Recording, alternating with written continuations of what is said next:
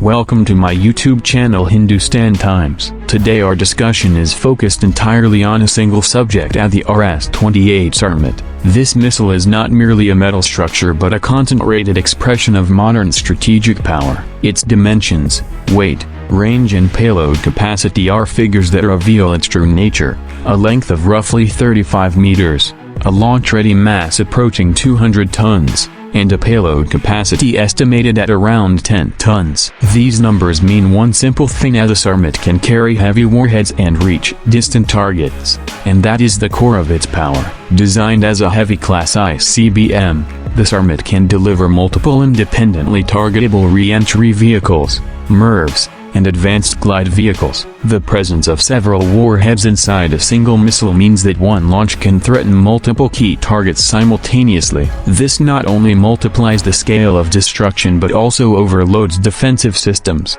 making it practically impossible for them to stop multiple incoming warheads at once. Its operational range is global, and scale estimates place it up to 18,000 kilometers, meaning even the most distant regions of the world fall within its reach. But range alone is not the only concern. Equally troubling is the missile's flight profile and its anti-interception features. The Sarmat is engineered so that its re-entry vehicles can maneuver and alter trajectories, degrading the effectiveness of conventional missile defenses. Its short boost phase reduces detection time during launch, and maneuverability during descent helps defeat interception attempts. In short, once launched, stopping it becomes extremely difficult. In terms of raw destructive power, the Sarmat's effects are catastrophic. A single high-yield nuclear warhead or a combination of several high-yield warheads can annihilate a major urban center or critical military installations. Immediate consequences include extreme heat, blast waves that flatten structures, and total infrastructure collapse.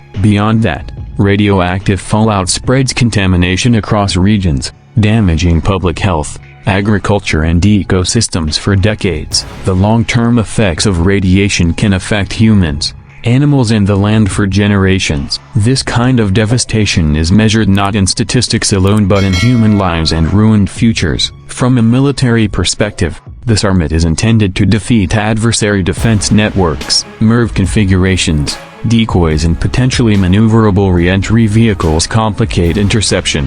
They can saturate radar systems and interceptor batteries, reducing the probability that defensive forces will neutralize all incoming threats. These offensive capabilities provide strategic leverage, making it far less likely for adversaries to contemplate a direct nuclear option. Cost and program scale are typically classified, yet systems of this type require billions in investment. Research and development, testing, manufacturing, launch infrastructure and logistics all demand immense budgets. The purpose of such investment is clear: to secure strategic advantage by raising the cost of any attack to intolerable levels. Still, the broader question remains: is diverting such vast resources to weapons development justifiable when public welfare and development needs persist? Ethical and humanitarian dimensions cannot be ignored. The use of a weapon like Sarmat would cause irreparable harm to civilians, critical infrastructure and the environment. Casualties, displacement and long-term health crises would follow. In international law and moral terms, the existence and potential use of such weapons pose a global ethical challenge that cannot be viewed only through the narrow lens of military advantage.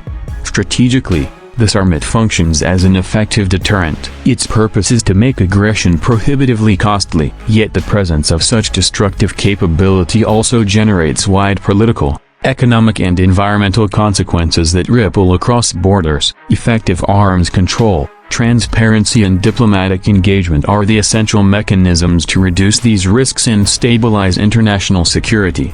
In summary, the RS-28 Sarmat is an extremely powerful, heavy-class intercontinental ballistic missile. Its size, weight, payload and range place it among the most formidable strategic weapons in the world. Its true strength lies not only in its destructive potential but in its psychological impact and the ability to alter strategic calculations and challenge defensive systems. But with such power comes responsibility, and the global community must take seriously the implications of maintaining and deploying such weapons so that their existence does not translate into catastrophic outcomes for humanity.